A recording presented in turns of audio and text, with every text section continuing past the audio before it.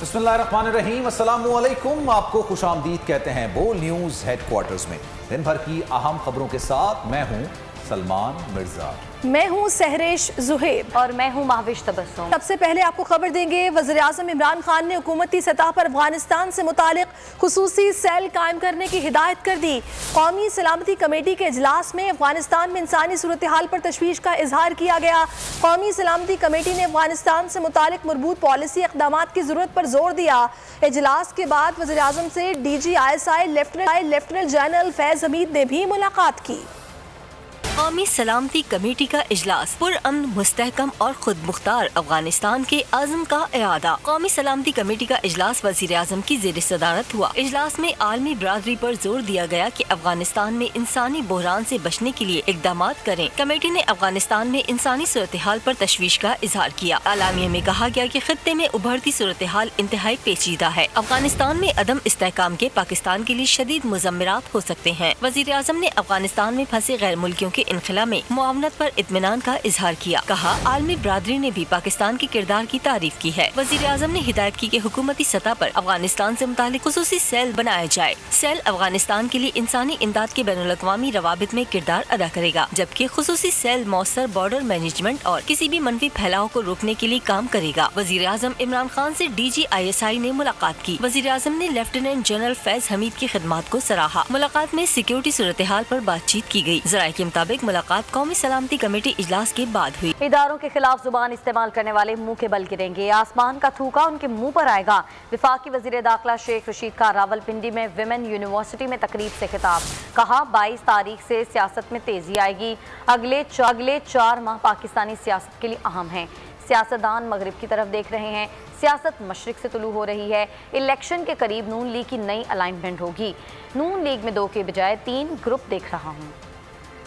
वो लोग जो हमारे फौजी इदारों, हमारे हसास इदारों के खिलाफ जबान इस्तेमाल करके टार्जन बनने की कोशिश कर रहे हैं, वो मुंह के बल गिरेंगे। आसमान का थूका उनके मुंह पर आएगा। 22 तारीख से सियासत में तेजी आएगी। 120 दिन पाकिस्तानी सियासत के बहुत अहम है और इसमें इंशाअल्लाह इमरान खान सुरखरू होगा। हमारा सियासतदान मगरब की तरफ देख रहा है, सियासत मशरक की तरफ तुलू हो रही है और ये पगड़ियां उछालने का वक्त नहीं है, संजीदा सियासी सोच का वक्त है। देखें, मैंने ये कहा है कि इलेक्शन के करीब नून की नई अलाइनमेंट होगी और मैं नून को पहले कह चुका हूँ, 2 की बजाय अब 3 ग्रुप्स में देख रहा हूँ।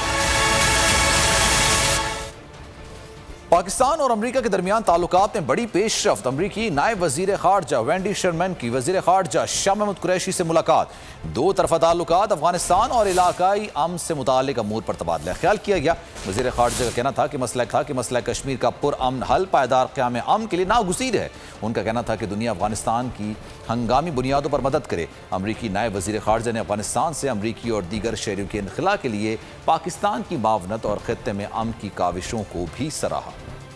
पाकिस्तान और अमरीका के ताल्लुकात से मुतालिक अफवाहें दम तोड़ गईं। दोनों ममालिक का एक दूसरे के साथ मिलकर आगे बढ़ने का आज़्म। अमरीकी नायब वजीर खारजा वेंडी शर्मन पाकिस्तान पहुँच गईं। वजीर खारजा शाह महमूद कुरैशी से दफ्तर खारजा में मुलाकात की। वजीर खारजा ने उन्हें मकबूजा कश्मीर में भारत की जानिब से इंसानी हुकूक की खिलाफ वर्जियों से आगाह किया। वजीर खारजा का कहना था कि जनूबी एशिया में पायदार अमन और इस्तेहकाम के लिए मसला कश्मीर का मुनसिफाना हल जरूरी है। अमरीका के नुक्ता नजर में हम आहंगी मौजूद है। मौजूदा सूरत हाल में आलमी बरादरी की जानिब से मुस्बत रद्द-ए-अमल, इंसानी इमदाद और मालियाती वसाइल की फराहमी जरूरी है। पाक अमरीका ताल्लुकात पर उन्होंने कहा कि पाकिस्तान और अमरीका के दरमियान बाकायदा और मुनज़्ज़म डायलॉग का अमल 2 तरफा मुफाद में है। ये ताल्लुकात मुश्तरका इलाकाई मकासद को फरोग देने के लिए बहुत जरूरी है। अमरीकी नायब वजीर खारजा ने मुलाकात के बाद एक ट्वीट में कहा कि मुलाकात में अफगानिस्तान के मुस्तकबिल और पाक अमरीका अहम और दरीना ताल्लुकात पर तबादला ख्याल किया गया। हम पाकिस्तान के साथ मिलकर शदीद इलाकाई और आलमी चैलेंजेस को हल करना चाहते हैं। एहतसाब, शफाफियत और अच्छी हुक्मरानी सिर्फ बातें हैं। नैब ऑर्डिनेंस से हुकूमत ने खुद को NRO दिया है। काबीना, ज़ेली कमेटियों, मुश्तरका मफादात काउंसिल और स्टेट बैंक को नैब की पहुंच से दूर कर दिया गया है। पीपल्स पार्टी के सेनेटर रज़ा रब्बानी ने नैब ऑर्डिनेंस का पोस्टमार्टम कर दिया। प्रेस कॉन्फ्रेंस में कहा कि हुकूमती शख्सियात, फोरम्स और फैसलों को तहफ़्फ़ुज़ देने के बाद PTI का एहतसाब का बयानिया दम तोड़ गया। मातहत वज़ीर आज़म और सदर को नैब से निकाल दिया गया। PTI ने नविश्ता दीवार पर लिया कि रिकॉर्ड महंगाई के बाद अगला इलेक्शन जीतना मुमकिन नहीं। नैब ऑर्डिनेंस से पेशबंदी की जा रही है। इस कानून को पार्लियामेंट में आना चाहिए था। ये नया ऑर्डिनेंस आया है, national accountability second amendment ordinance 2021। इससे मैं समझता हूँ कि टोटली ये अकाउंटेबिलिटी का जो नैरेटिव पीटीआई का था वो दम तोड़ गया है। शायद अब पीटीआई के सामने ये बात आया है कि आइंदा आने वाला इलेक्शन वो नहीं जीत पाएंगे। ऐसा कानून लाने की कोशिश कर रहे हैं जिसके ज़रिए से उनके नॉन ट्रांसपेरेंट, गैर आइनी और गैर कानूनी इक़दाम जो उन्होंने अभी तक हुकूमत के अंदर उठाए हैं उनसे उनका छुटकारा जो है वो हो सके। जो नया नैब का ऑर्डिनेंस आया है उस ऑर्डिनेंस को हम रद्द करते हैं। इस कानून को दर हकीकत पार्लियामान के अंदर इनिशिएट होना चाहिए था ताकि पार्लियामान के अंदर तमाम स्टेक होल्डर्स जो हैं उनके साथ इस पे मुशावरत होती और उस मुशावरत के बाद ये कानून जो है वो मार्ज़ वजूद में आता।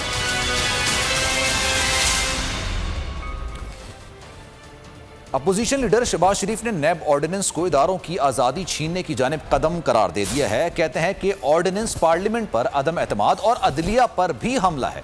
स्टेक होल्डर्स की मुशावरत से हुकूमती इक़दाम रोकेंगे। मुत्तहदा अपोजिशन हुकूमत को आइन में इदारों से मुतय्यन इख्तियार छीनने नहीं देगी।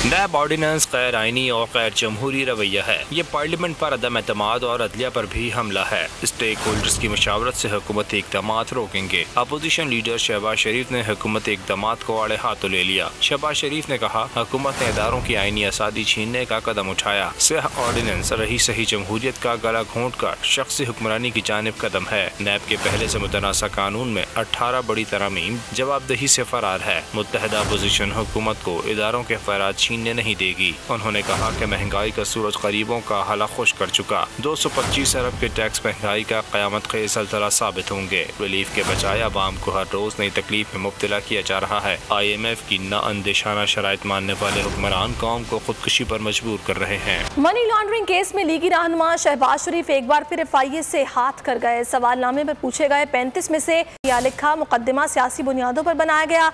शुगर मिल और खानदानी कारोबार बीवी बच्चों की मिल्कियत है, इनसे कोई ताल्लुक नहीं। शहबाज शरीफ का FIA को जवाब देने से इनकार। तहकीकाती टीम के सरबरा पर ही एतराज उठा दिया। मनी लॉन्ड्रिंग केस में FIA ने साबिक वजीर आला पंजाब मियां शहबाज शरीफ को 1 साल पहले सवालनामा भेजा। ऑपोजिशन लीडर ने अब तक एक भी जवाब नहीं दिया। उल्टा तहकीकाती टीम खुसूसन इसके सरबरा का रवैया जारहाना करार दे दिया।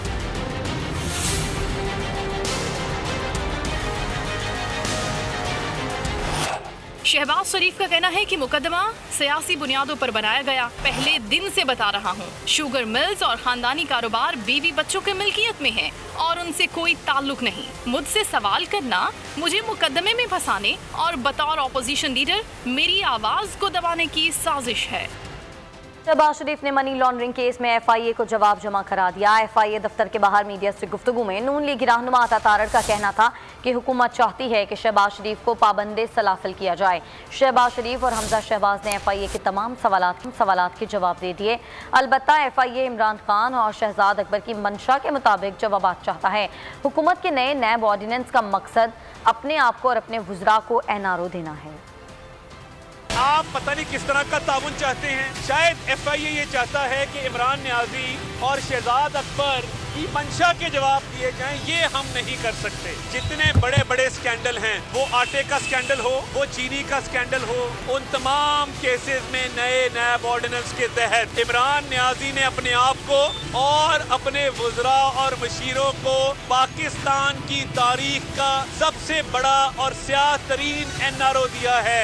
और ये जो NRO लेने की कोशिश है, भरपूर मज़ामत करेंगे। ये काला कानून है, बदतरीन स्याह बाब है पाकिस्तान की तारीख में। इस ऑर्डिनेंस के खिलाफ मुकम्मल तौर पे मुतहरक होकर इसके खिलाफ मज़ामत करेंगे। ये हालात हो गए हैं इन हुक्मरानों के कि अवाम को कहते हैं कि महंगाई पर काबू हमने नहीं पाना, महंगाई पर काबू अवाम ने पाना है। हम तो लूट मार करने आए हैं, हम तो महंगाई में इजाफा ही करेंगे। आपको बताएं कि मीर शकीलुर रहमान, मीर इब्राहिम और उनके कठपुतली सहाफियों के वारंट गिरफ्तारी जारी कर दिए गए। उनकी गिरफ्तारी की कार्रवाई शुरू हो गई। झूठी खबरें गढ़ना और जाली दस्तावेजात बनाना उनका शेवा है। मजीद तहलका खेज इंकशाफात आज रात 10 बजे। मीर शकीलुर रहमान और मीर इब्राहिम, इसके साथ साथ उनके कठपुतली सहाफियों के वारंट गिरफ्तारी जारी कर दिए गए हैं। उनकी गिरफ्तारी की कार्रवाई शुरू हो गई है।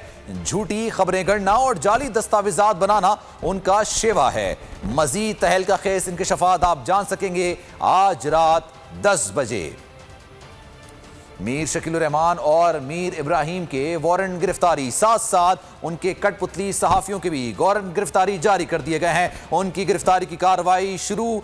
झूठी खबरें गढ़ना और जाली दस्तावेजात बनाना उनका शेवा। मजीद तहलका खेज इंकशाफात आप जान सकेंगे आज रात 10 बजे। सब्सक्राइब करें और बेल दबाएं ताकि कोई खबर रह न जाए।